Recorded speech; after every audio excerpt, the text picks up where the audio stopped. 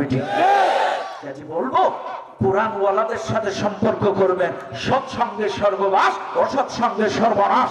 কোরআন ওয়ালাদের সাথে যদি সম্পর্ক হয়, আপনাকে কোরআন শিক্ষা দেবে, নামাজ শিক্ষা দেবে। একটু আগে কিন্তু আমার ভাই বলেছিল যে নামাজ ছাড়বো না। ও ভাই, একা একা চলতে গেলে আপনাকে কি শয়তান গ্রাস করবে, কিন্তু আপনি যখন একটা ছত্র ছায়ায় একটা রিপোর্ট বই রাখা শুরু করবেন, ইনশাল্লাহ আপনার আমল নামা ভালো হবে না খারাপ হবে? আরো জোরে। এই জন্য মনে রাখবেন, ইসলামী আন্দোলন সবাই করতে পারে না, এটা একটা কলিজা লাগে। আরো আসতে কম শোনেন, ইসলামী আন্দোলন আমরা করি কেন? ব্যক্তি জীবনে আমাদের জীবনটা সুন্দর হবে বলে। আমরা পারিবারিক জীবনে ইসলামী আন্দোলন করি কেন? কারণ কোরআন বলেছে, আইয়ুহাল্লাযীনা আমানু কু আনফুসাকুম ওয়া আহলিকুম নারা, তোমরা নিজেরা জাহান্নামের আগুন থেকে বাঁচো আর পরিবারদেরকেও বাঁচাও। এই জন্য আমরা তো আন্দোলন করি, আমাদের বিবি বাচ্চাদেরকেও তালিম দেই, তাদেরকেও বাইন্ডিং এর মধ্যে রাখি, দারসুল কোরআন দারসুল হাদিস শোনাই। আমার পরিবারের সদস্যগুলো জাহান্নামের আগুন থেকে বাঁচানোর চেষ্টা করি। আমার মেয়ে, আমার বউ, আমার স্ত্রীকেও দেয়, আমরা তালিম দেই, তাদেরকেও পাড়া মহল্লায় তালিম দেই বোনেদের মধ্যে। কেন দেই? কারণ আমার নবী যে কাজ করেছে, আমার নবী দ্বীনের দাওয়াত একা দেন নাই, তার বিবিরাও কিন্তু পাড়া মহল্লায় দ্বীনের দাওয়াত দিয়েছে। কাজে ইসলামী আন্দোলন আমি একা করি না, আমার বউ বাচ্চারাও দ্বীনের দাওয়াত দেয়। এবার আসেন রাষ্ট্রীয় জীবনে কেন? তাই পারিবারিক জীবনে আমার পরিবারটাও সুন্দর হবে বলে ইসলামী আন্দোলন করি। রাজনৈতিক জীবনে কেন ইসলামী আন্দোলন করি? এই জন্য রাজনৈতিক জীবনে ইসলামী আন্দোলন করি, কারণ রাজনৈতিক জীবনে যদি ইসলামী আন্দোলন করি, এই সমাজটা, এই সুন্দর একজন সৎ শাসক আল্লাহর আইন কায়েম করতে পারবো। এবার সাপোজ একটা উদাহরণ দেই, আপনারা কক্সবাজার থেকে চট্টগ্রামে যাবেন, কোন জায়গায় যাবেন? কোন জায়গায় যাবেন? এখন আপনারা এক পরিবহনে উঠেছেন, নাবিল অথবা ইম্পেরিয়াল বা রয়্যাল, দোয়েল, কোয়েল, যাই হোক না কেন, পরিবহনে উঠে বসে গেছেন। 32 জন বিজনেস ক্লাসের যাত্রী, ভিআইপি গাড়ি বসে গেছেন। এখন ওপেন ড্রাইভার মদ খাচ্ছে,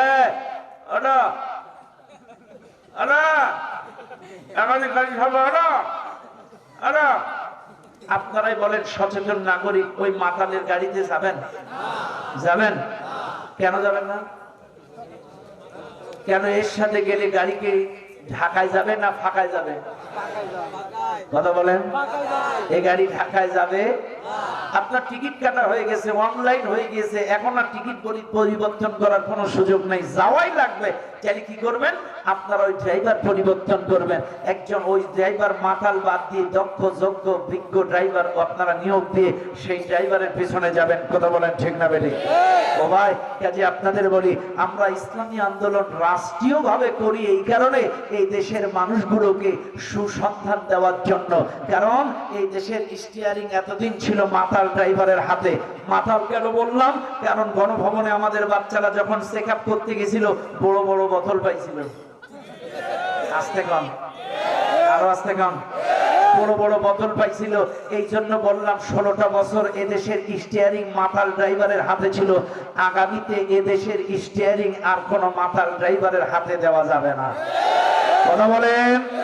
আর কোন মাতাল ড্রাইভারের হাতে এদেশের স্টিয়ারিং তুলে দেওয়া যাবে না। আগামীতে একজন যোগ্য, দক্ষ, বিজ্ঞ ড্রাইভারের হাতে আমরা এই স্টিয়ারিং তুলে দেব। যে ড্রাইভার স্টেশনে স্টেশনে 5 ওয়াক্ত নামাজের বিরতি দেবে, যে ড্রাইভার বাসের সাউন্ড বক্সে ডিজে না বাজায় কোরআন তেলাওয়াত ছেড়ে দেবে, যে ড্রাইভার জান্নাত চেনে, এমন একজন ড্রাইভারের পিছনে যেতে চাই। আমরা জান্নাতে চলে যেতে চাই। কথা বলে।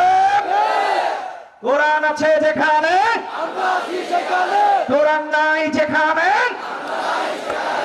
এই স্লোগান তো আমরা তো আজকের থেকে দেইনি, 1971 থেকে এই তো 54 বছর একই স্লোগান দিচ্ছি। সব লোকের শাসন চাই, আল্লাহর আইন চাই। কোরআন আছে যেখানে, আমরা আছি সেখানে। তোরা এরকম একটা দুই একটা কোরআনের কর্মী তৈরি কর না।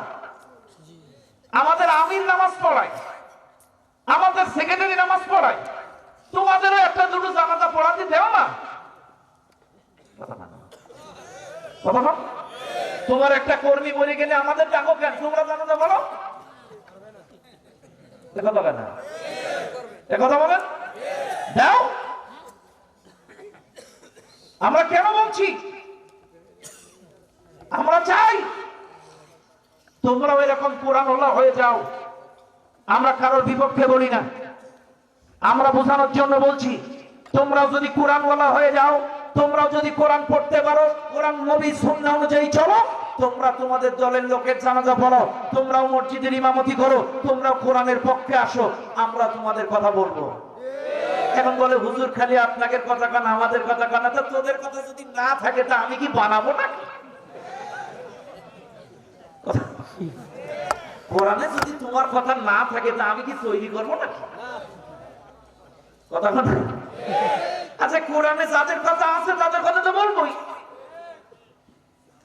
আবার অনেকে আছে আমাদের দেশে, দেখবেন ওই বিগত সরকার জালেম যারা পালিয়ে গেছে এদের নাম করলেও অনেকে রাগ করে।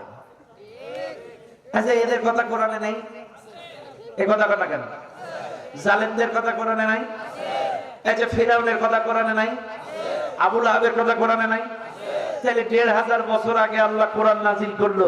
এই ১৫০০ বছর ধরে কাদাবি আলি ফিরাউন ওয়াকালা ফিরাউন ইলা মুসা ফিরাউন ওয়াকালা ফিরাউন কাদাবি আলি ফিরাউন তাব্বাত ইয়াদা আবি লাহাব ওয়া তাব, বারবার শুধু লাহাব ফিরাউন লাহাব ফিরাউন। তাহলে ১৫০০ বছর ধরে এই ফিরাউন লাহাব পড়ে যদি এদেশের মানুষকে অসন্তুষ্ট না হয়, তাহলে মাত্র ৪ মাস ওরা চলে গিয়েছে, এখন ওদের নাম শুনলে তোমরা ক্ষিপ্ত হচ্ছে। এগুলো শুনে শুনে আর ভালো লাগছে না।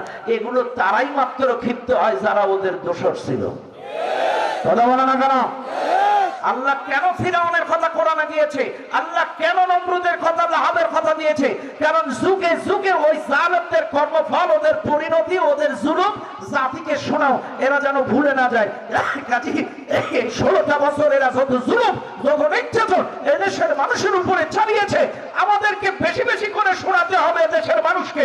এদেশের মানুষ যেন এই জালেমদের ভুলে না যায়। 16টা বছর যে নির্যাতন নিপীড়নের স্টিম রুলার এদেশের মানুষের উপরে চালাইছে, আপনি কেমনে বলবেন? আমি কেমনে বলবো?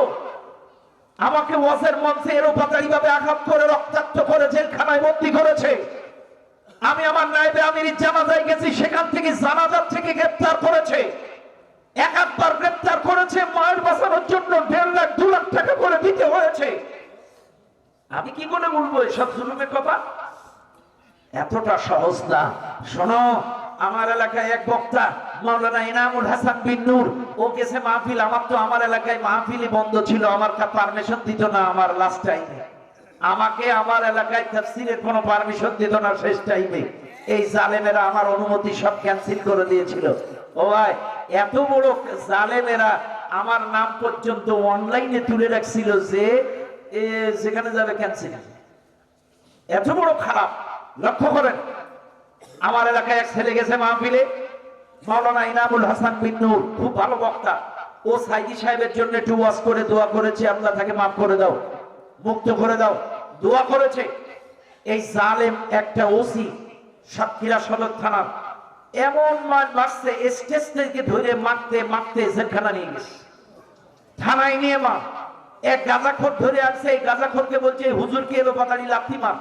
গাঁজাখোর বলছে আমি পারবো না, আমি গাঁজা খাইছি, অপরাধ করেছি, আমি গুনাহ করেছি, কিন্তু হুজুরের গায়ে লাথি মেরে আমি গুনাহগার হব না। বলছে তুই যদি লাথি না মারিস তোরে খেলাবো। এইবার ওসি যখন এরে ধুমধাম মারতেছে, এখন এই গাঁজাখোর বাধ্য হয়ে হুজুরকে লাথি মারতে বাধ্য হয়েছে। গাঁজাখোর দিয়ে হুজুরের লাথি মারাইছে এলোপাতাড়ি। একটা পর্যায়ে লাথির পরে লাথি রক্তাক্ত করার পরে এইবার এই ওসি একটা সাদা কাগজ নিয়ে এসছে। সাদা কাগজ নিয়ে এসে এই হুজুরের হাতে দিয়ে বলছে, বল তুই যদি ভবিষ্যতে সাইদির নামে আর দোয়া করিস আর জামাত ইসলাম করিস, তুই বেজম্মা। নাউজুবিল্লাহ বলবেন। এত বড় জালেম, এত বড় জুলুম এরা চালাইছে। ভাইরে, এই কথা কেমনে ভুলে যাবো আমরা? আমার সাতক্ষীরার বড় বড় ইসলামী আন্দোলনের নেতৃবৃন্দের বাড়িগুলো বুলডোজার দিয়ে ভেঙেছে। সাইদি সাহেবকে যেদিন ফাঁসির রায় দেয়, ওই দিন আমরা 10 থেকে 15,000 মানুষ, আমার union, Agardari union, লাফসা union, বাসদা union, কয়েকটা ইউনিয়নে 10 থেকে 15,000 তাওহীদি জনতা আমরা মিছিল নিয়ে শহরের দিকে প্রতিবাদ জানাইতে যাচ্ছি। শান্তিপূর্ণ মিছিল। পাখির মতো গুলি করে টাস টাস করে প্রায় 60 জনকে ফালায় দিল ওই প্রথম মিছিলে। সেই মিছিলে আমিও ছিলাম। আমার আল্লাহর ইচ্ছায় গুলি লাগে নাই, কিন্তু আমার পাশের এক ভাইয়ের গুলি লেগে এরকম নারী গুলি বেরিয়ে যাচ্ছে। আমাকে বলতেছে, ভাই আমার একটু কালেমা পড়া যাবে। চোখের সামনে কি করে ভুলে যাব? এই জুলুম তো ভোলার নয়। এই জন্য আপনাদেরকে বলি, ফামান তাবা মিন বাদি যুলমিহি ওয়া আসলাহা ফাইন্নাল্লাহা ইয়াতুবু আলাইহি। কোন জালেম যদি জুলুম করার পরে অনুতপ্ত অনুশোচিত হয়ে ভুল বুঝতে পেরে যদি ফিরে আসে, আমি আল্লাহ তাকে মাফ করে দেব। শোনেন, আমাদের আমির জামাতও বলেছে মাফ করে দেব, কিন্তু শোনেন আপনাদেরকে বলি, এখনো পর্যন্ত যদি দেশের বিরুদ্ধে ষড়যন্ত্রে গোপনে প্রকাশ্যে লিপ্ত থাকেন, আল্লাহ কিন্তু ওই জালেমদের কাতারে তুলবে। হাজার হাজার খুনের ওই খুনের আসামির কাতারে আপনিও ওই সমপরিমাণ অপরাধী হিসেবে কিয়ামতে উঠবেন।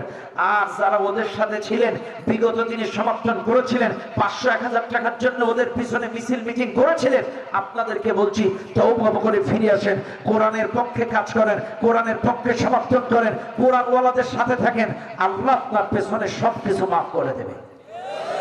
কথা বলেন ঠিক না বেঠিক? আল্লাহ মাফ করে দেবে। ফামান তাবা মিন বাদি যুলমিহি ওয়া আসলাহা ফাইন্নাল্লাহা ইয়াতুবু আলাইহি। যদি তুমি তওবা করে ফিরে এসো, আমি তোমার পেছনে সব মাফ করে দেব। এই জন্য আর কোন জালেমের সাথে আমরা থাকবো না। আজ আসি কাল নাই, এখান থেকে বাড়িতে যাইতে পারবো কোনো গ্যারান্টি নেই। কাজে 2 দিনের দুনিয়া কোন নাস্তিক মুরতাদ বামপন্থী ইসলাম বিদ্বেষীর সাথে ঘুরবো না। কারণ আল্লাহ বলছেন, প্রত্যেকটা নবীকে আমি এই দায়িত্ব দিয়ে পাঠিয়েছি, আনি'বুদুল্লাহ, গোলামি করো আল্লাহ, ওয়াজতানিবুত তাগুত, বর্জন করো তাগুত। তাই এই বাংলাদেশে আমরা যারা আছি, আমাদের তাগুতের সাথে কোনো সম্পর্ক থাকবে? থাকবে?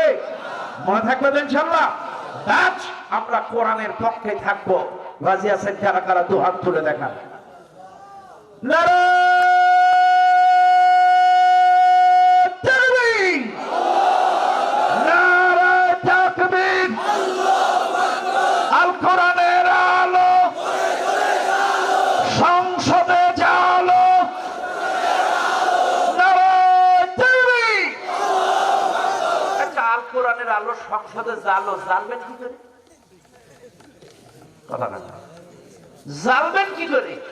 শিখাই দেব, শিখাই দেব, শিখবেন আপনারা? মনে করেন আমি আপনাদের মসজিদের ইমাম, কি বলেন?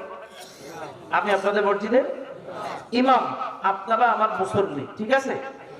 এবার নামাজ পড়বো, আপনারা আমার সাথে নামাজ পড়েন। আমি একটু শিখাই দিচ্ছি কিভাবে সংসদে জ্বালবেন, একটু লক্ষ্য করেন প্রথম থেকে। আমি এখন ইশার নামাজ পড়াবো, আপনারা আমার পিছনে নামাজ পড়বেন। মোটামুটি আপনারা কিন্তু মুসল্লি, ঠিক আছে? জাস্ট একটু উদাহরণ দিচ্ছি। আল্লাহু আকবার, আলহামদুলিল্লাহি রাব্বিল আলামিন, আর রহমানির রহিম, ইয়াকা না'বুদু ওয়া ইয়াকা নাস্তাঈন, গায়রিল মাগদুবি আলাইহিম ওয়ালাদ-দাল্লিন।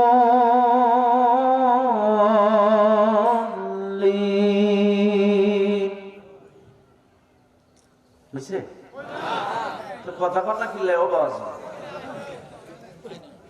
হয় না? আপনারা বুঝেন নাই তো? বুঝছেন তো? লোক মাদের না কিনলে, হ্যাঁ? কখন মনে মনে হুজুর যেখানেই ভুল করবে, মুসল্লি সেখানে লোকমা দেবে। কথা কন না? ইমাম সেখানে ভুল করবে, বাস তাহলে প্রথম দিন মাফ করে দিলাম, এবার সেকেন্ড দিন। আল্লাহু আকবার, আলহামদুলিল্লাহি রাব্বিল আলামিন, আর রহমানির রহিম, মালিকি ইয়াউমিদ্দিন, ইয়াকা না'বুদু ওয়া ইয়াকা নাস্তাঈন, গায়রিল মাগদুব। এই লোকমা দেওয়ার সিস্টেম এটা না। লোকমা দেওয়ার সিস্টেম হলো আল্লাহু আকবার, যেখানে ভুল যাবে আল্লাহু আকবার। আর একটা মাসলা আছে সুবহানাল্লাহ, পেছন থেকে কি বলবেন? আর একটা মাসলা আছে তালি, উল্টা সাইড দিয়ে তালির কথা বলছে। এক এক মাসলা এক এক রকম, এক এক ইমাম এক এক রকম বলে গেছে। কথা বুঝছেন? কেউ বলেছে সুবহানাল্লাহ বলো, কেউ বলেছে আল্লাহু আকবার বলো, কেউ বলেছে উল্টা সাইড দিয়ে তালি মারো, এরকম বাড়ি মারো, লোকমা। যাই হোক, আপনারা প্রথমটা ফলো করবেন, আল্লাহু আকবার অথবা সুবহানাল্লাহ, মনে থাকবেন ইনশাআল্লাহ। বাস, চাইলে আমি 1 দিন 2 দিন 3 দিন ভুল করলাম, আপনারা লোকমা দিলেন। চতুর্থ দিন যদি একই ভুল করি, আমার চাকরি কি আর থাকবে? কেন থাকবে না? এত ভুল করলে হুজুরি চাকরি থাকে? বাদ দিলাম। আমাকে বাদ দিয়ে এবার একটা নতুন সার্কুলার দিলেন, নতুন ইমাম নিয়োগ দেব, সার্কুলার হলো, ইন্টারভিউ বোর্ডের সভাপতি সেক্রেটারি কেশিয়ার বড় বড় আলেম 50 জন হুজুর আসলো ইন্টারভিউ দিতে। এখন সভাপতি সেক্রেটারি যদিও আলেম না, কিন্তু ওরাই বড় মুফতি, এরাই বড় মুফতি। এখন একটা করে হুজুর ইন্টারভিউ দেয়, এখন সভাপতি সেক্রেটারি দাঁত দেখে, দাড়ি দেখে, চেহারা দেখে, নখ দেখে, তেলাওয়াত দেখে, সার্টিফিকেট দেখে, চরিত্র কথা, নীতি নৈতিকতার কথা, বিগত দিনে যেখানে চাকরি করেছে ওখানেও খোঁজ নাই, ওর গ্রামের বাড়িতেও টেলিফোন করে খোঁজ নাই যে এই ছেলেটা আসলে হুজুরটা কিনা। চাইলে সামান্য 10,000 টাকার বেতনের ইমামের চাকরি দিতে গেলে যদি এত কিছু তদন্ত করা লাগে, দাড়ি, গোঁফ, টুপি, চুল, নীতি নৈতিকতা, চরিত্র, এতগুলো কিছু দেখে যদি একটা মসজিদের ইমাম নিয়োগ দেয়া লাগে, বলেন তো ইমাম মানে কি? সবাই বলেন ইমাম মানে, আরো জোরে, ইমাম মানে নেতা। তাহলে মসজিদের নেতা ভুল করলো, এতগুলো কিছু দেখে পরবর্তী নেতা নিয়োগ দিলেন। চাইলে এই সমাজের, এই আসনের, এই রাষ্ট্রের নেতাগুলো যখন নিয়োগ দেবেন, এই দাড়ি, টুপি, চরিত্র, নীতি নৈতিকতা দেখা লাগবে না লাগবে না? কারা কারা দেখবেন তো হাত তোলেন।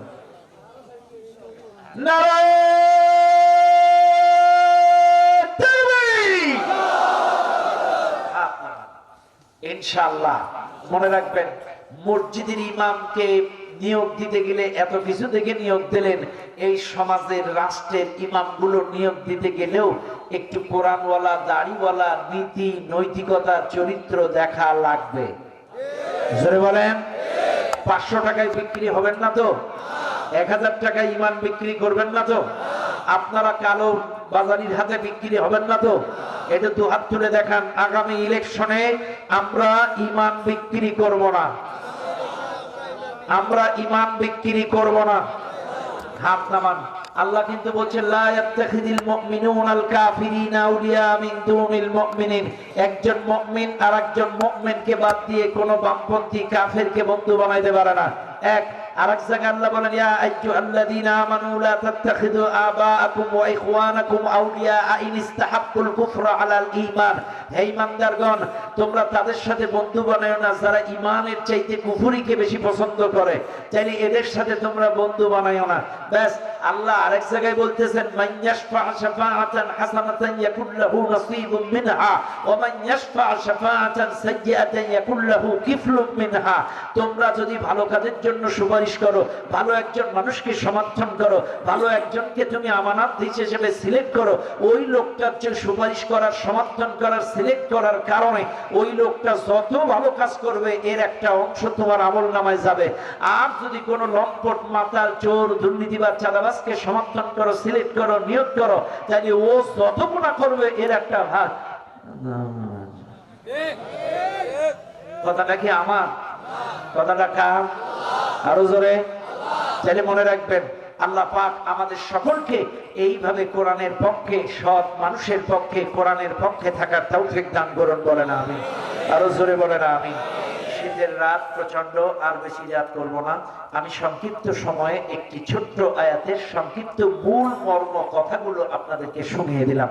আল্লাহ পাক আজকের প্রত্যেকটা কথা আমাদের বাস্তব জীবনে আমল করে ইহকালের শান্তি, পরকালের মুক্তি অর্জন করার তৌফিক দান করুন। চিৎকার মেরে বলেন আল্লাহুম্মা আমিন।